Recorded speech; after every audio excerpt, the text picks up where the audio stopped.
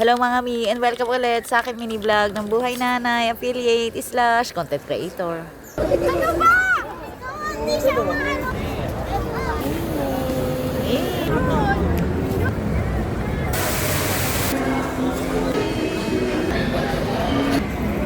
Hindi siya nga lang nakabook. Game boy. Wala talaga akong kaplano-planong umalis niyan, kaso nga yung dalawa kong anak. Nag-trick or treat ba naman sa isang mall, kaso naman wala naman silang napala. Kaya ayun, at niyaya ko na nga lang silang mamasyal. Tinanong ko nga sila kung saan nila gusto pumunta. Eto, at sa BGC na nga lang daw. Nabalitaan kasi namin na mayroong nga pa-event ni Pennywise dyan. Tapos nga nagkalat yung mga alagad niya na may hawak nga ng mga red balloons. Kaso nga lang pagdating namin, wala naman kami nakita. Hindi ko alam kung tapos na ba dahil medyo late na nga kami dumating dyan. Pa-picture kayo. Hindi man namin nakita si Pennywise, pero ang dami nga naka-cosplay dyan. Tapos nga marami din naka-costume dyan na sobrang creepy. Nakapag dumikit ka nga sa kanila at magpa-picture, matatakot ka talaga. Medyo natakot nga ako dyan nung nagpa-picture ako sa isa sa kanila. Dahil feeling ko bigla na lang ako susunggaban. May kasama siya eh. Ano ba? Hindi siya ano. Ilan nyo na?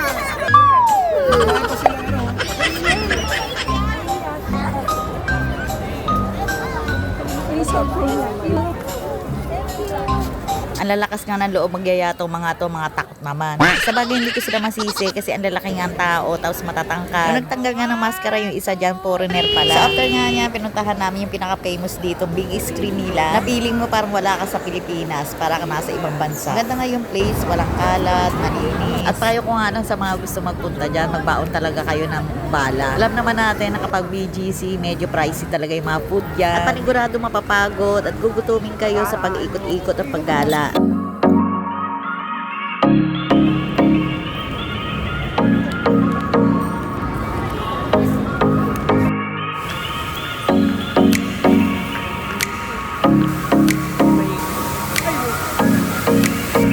Dawalan.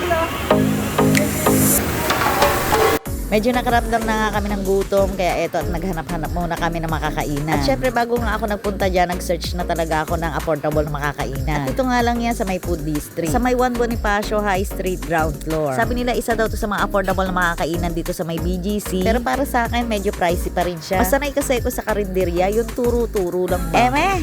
Okay. Bye vlog. Bye guys. Sige na. Let's eat.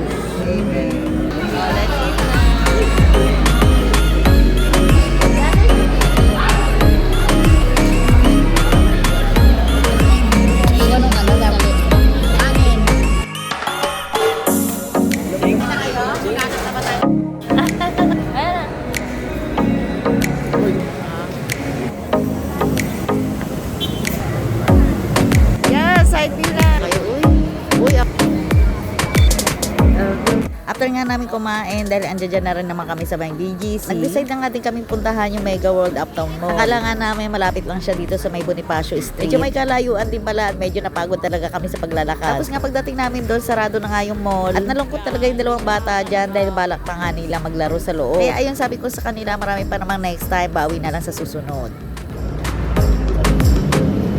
Game boy. So ayan lang muna ulit po today's mini vlog. Magandang gabi at marami pong salamat.